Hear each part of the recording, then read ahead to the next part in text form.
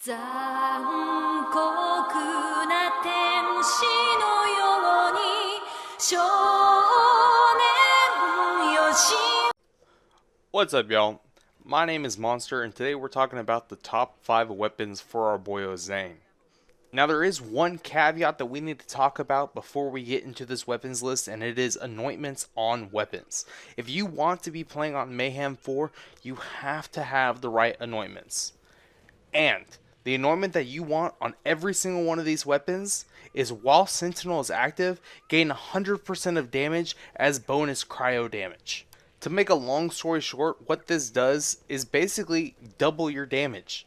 Now, does this mean that these guns aren't good without this anointment? Not at all. These weapons will shred on any Mayhem. But if you want to be as efficient as possible on Mayhem 4, you need to have that anointment. Now, let's get into the list. Before we get into the actual top 5, I want to get an honorable mention shout out to the Nighthawken. You can find the Nighthawken by killing the Demoskagan located in the Droughts. Now, what this weapon does is it switches between cryo and incendiary damage depending on the time of day. Daytime is for cryo and nighttime is incendiary. What it also does is with each hit increasing an elemental effect chance. Basically, this means that the more you hit your target, the higher chance that there will be that you get the elemental effect on them. But the major thing, in my opinion, that comes to this gun is there's no delay between bursts. So normally when you shoot a burst weapon, you press it, fire 4, wait like half a second, and then fire another 4. There isn't any of that with this gun. You can chain the burst, and the burst mode on the Nighthawken much faster than the normal full auto. So if you can find a burst Nighthawken, you will be putting out so much damage, it's ridiculous. Now, can you use the Nighthawken for every different type of scenario? Yes, but what I find the Nighthawken is best for is general ad clear, and what I mean by that is killing your normal psychos, your normal enemies, not the super heavy guys or the bosses of the game. Now, another cool thing about the Nighthawken is that you can get it very early in game, so be sure to keep that in mind when you're doing your next playthrough. Next up is the Brainstormer. Now, the Brainstormer is a legendary Hyperion shotgun that you can find by killing Katagawa Ball in Skyworld 27. The Brainstormer's special weapon effect is it fires 7 projectiles in a lightning bolt pattern. Hitting an enemy has a chance to chain shock damage to nearby enemies. What does this mean? It means you shoot one guy and all the guys around him are getting electrocuted. It's absolutely amazing. Now, the main uses for the Brainstormer are obviously ad clear, but one of the reasons why I love the Brainstormer so much is it is one of the best weapons in the game to keep your action skills up. Now you may be asking, Monster, what do you mean by keep action skills up? Well, I'll tell you. Thanks to the Good Misfortune perk in Zane's blue skill tree, every single time you kill an enemy, it increases the action skill duration.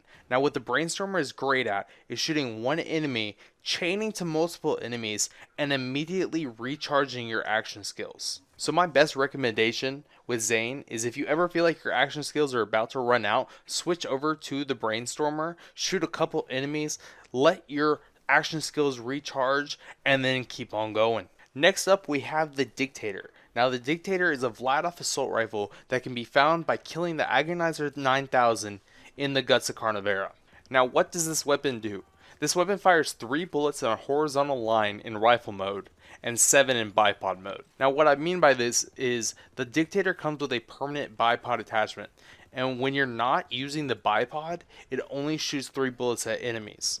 When you use the bipod, it more than doubles the amount of bullets that you're putting out. Now, the caveat with this is when using the bipod, your movement is severely limited. You're not able to jump, and it's almost like a slow walk everywhere you go. But the damage makes up for the lack of movement. Now, another thing that you can look for with the Dictator is a ×6 multiplier when farming for it. Normally the Dictator comes with a ×3, but if you get the ×6 multiplier, when you swap over to the bipod mode, you're shooting 14 bullets instead of 7. Now, one of my favorite uses for the Dictator is boss damage against slow moving big bosses. For example, when Wotan splits in half and the second half is flying in the air, my favorite thing to do is swap over to the Dictator, go into bipod mode, and just lay damage into him. It takes no time to take him out. Now, another really good way to use the Dictator is for action skill keep up, very similar to the Brainstormer. If you feel like you're getting low in your action skills, swap over to the Dictator super quick, knock out a couple enemies super fast, and then you're back into the action. Next up, we have the Maggie. Now, the Maggie is a legendary Jacob's pistol, which can be found by killing the Tremendous Rex in the final round of the Cistern of Slaughter. Now, in my opinion, killing Tremendous Rex in the final round of the Cistern of Slaughter is a very long farm to get the Maggie. Now, it is a dedicated drop, so if you keep killing him over and over, you will eventually get the Maggie. But in my personal experience, I've had much better luck finding the Maggie as world drops. But if you want to make sure that you're going to get the Maggie, then of course kill Tremendous Rex. Now, what does the Maggie do? The Maggie fires 6 projectiles per shot, has increased magazine size, and critical hit damage. Essentially, the Maggie is the best Master Style pistol. Now, in my experience, the best way to use the Maggie is for high health adds, such as badasses and heavies. What I like to do to them is run up with the Maggie and stuff the barrel into their crit and just spam the trigger. Think of it almost as a burst damage pistol. Of course, it obliterates regular health mobs like normal psychos and the sorts, but I would kind of recommend not using it on bosses, as it has a magazine size of 9, and reloading that quickly over and over and over really kind of takes a toll on your DPS.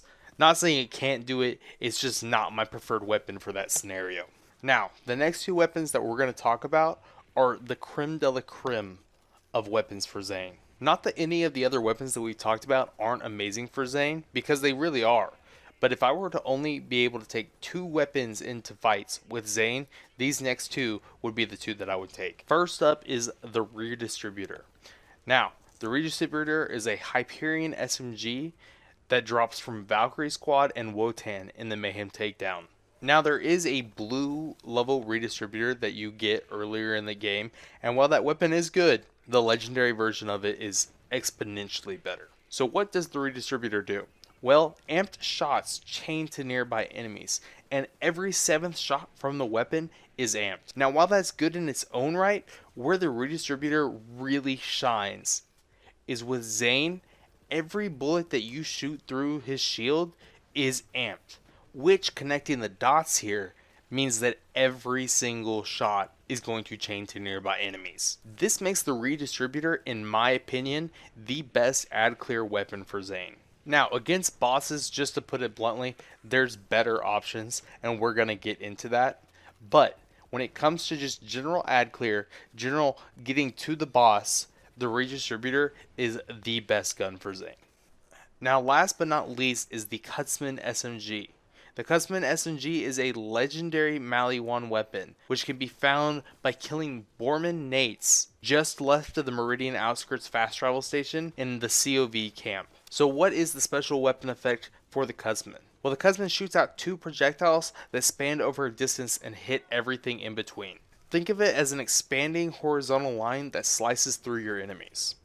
Now, there's 2 caveats to the Kutzman. First is that the bullets eventually just die off, like they disappear. It's not anything ridiculous short, but it is shorter than you probably think it is. Second, due to it being a Maliwan manufactured weapon, there is a charge up time every time you want to shoot the gun. In my opinion, because of the charge up time, this doesn't make it the best ad clearing gun. Not that it can't do it, because it absolutely destroys. I just find that whenever I'm trying to kill enemies, I want to immediately shoot them, and the charge up time really leaves something to be desired in terms of ad clearing. But where this gun does shine is boss damage. Now, this is primarily because of 2 reasons. First, when facing a large boss, the charge up time doesn't matter as much as when there's ads right in your face. And second, the further out that the Kutzman's projectiles expand, the more damage it does to bosses due to the mechanics of the game. In fact, except for certain situations, such as the top half of Wotan, I primarily only use the Kutzman against bosses with Zane. I just believe it's that good, and I genuinely believe it's the best boss damage gun for Zane. So, there you guys have it. Those are my top 5 best weapons for Zane. Now, if I missed your weapon or you feel that a weapon has been left out off of this list, be sure to let me know in the comments below. I will be reading every single comment that you guys post. If you enjoyed this video, be sure to hit like, and if you want to never miss one of my videos, be sure to subscribe and hit the notification bell. Now, if you ever want to hang out with me live, be sure to follow me on Twitch. The link is in the description below. Easy. That's going to be it for me, guys. I hope you guys take it easy, and I'll see you in the next one.